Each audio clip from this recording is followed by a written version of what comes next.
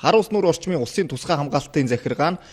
2013 оноос эхлэн хадран загсны үржлийн үеийн хууль бус агнуурыг таслан зогсоох зорилгоор байнгын хяналт шалгалт хийх постыг жил бүрийн 3 дугаар сараас 5 дугаар сар, 11 дугаар сараас дараа оны 2 дугаар сар хүртэлх хугацаанд хийсээр ирсэн. За энэ ч утгаар хар ус нур орчмын улсын тусгай хамгаалтын захиргааны зүгээс мэрэгжилтэн байгаль хамгаалагч нар хар ус нур орчимд 7 хоногоор ээлжлэн хууль бус загс агнууртай тэмцэн ажиллаж байгаа юм а. За манай хар ус нурын тусгай хамгаалалтын газар 1997 онд байгуулагдсан цагаас өдөөг хүртэл хууль бус одоо ангийн зөрчилтэй тэмцэж ид өхөн жилээс жилд бас ажил амьдралынхаа хажуугаар энэ хатаа хар ус нур хар нуурын загсны одоо хууль бус агналтыг таслан тусах зорилгоор 2013 оноос эхлэн Монгол хадран загсны хууль бус агналтаа тэмцэж ирсэн. Эдгөө бид нэр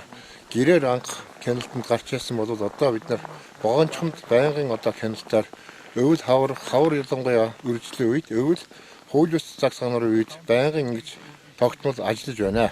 Энэ хугацаанд одоо бид бүхэн 3 дахь ээлжээр гарч ажиллан цаашлаа шигсэн 2 сар хүртэл бид нар байнгын пост эргүүл гарч ажиллах болно. За ингээд энэ хууль бус загс агнуурын тэмцэлээр бид бүхэн жилийн жилд агнадаг хороор хууль бусаар загс агнадаг асуудал өнөөдөр гэхэд нэлээд одоо хөмөгдөж ер нь бол одоо сүүлийн үеийн улсууд зөвхөн одоо амралт чөлөөт ус цагаараа энэ Монгол хадран загсныг зөвхөн одоо дэгээгээр ахын зөвлөлтөөр барьдаг зөрчил бас одоо хүртэл буурахгүй байна. Цаашид ер нь тусгай хамгаалалтын газарт загсыг бол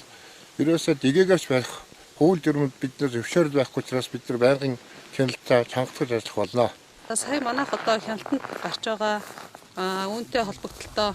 зөрчил хэрхэн буурч байгаа талаар манай дарга холбогдох мэрэгчлэнгүүд ярьсан. За бид нар одоо ингэ хяналт шалгалт хийхээс гадна бас хүмүүст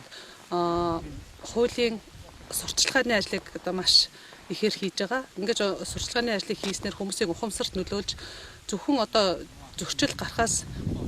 гарсан тохиолдолд таслан зогсоох тэдэрт хариуцлага тооцохоос гадна зөрчил гарахаас хуулиас сурталчилгаа хийснээр зөрчил гарахаас урьдчилан сэргийлэх хүмүүс одоо тухайн газар нутагт зөрчил гаргахгүй байснаар хууль бус үйлдэл хийхгүй байснаар ямар ач холбогдолтой байдгийг маш сайн ярьж тайлбарлаж таниулж байгаа.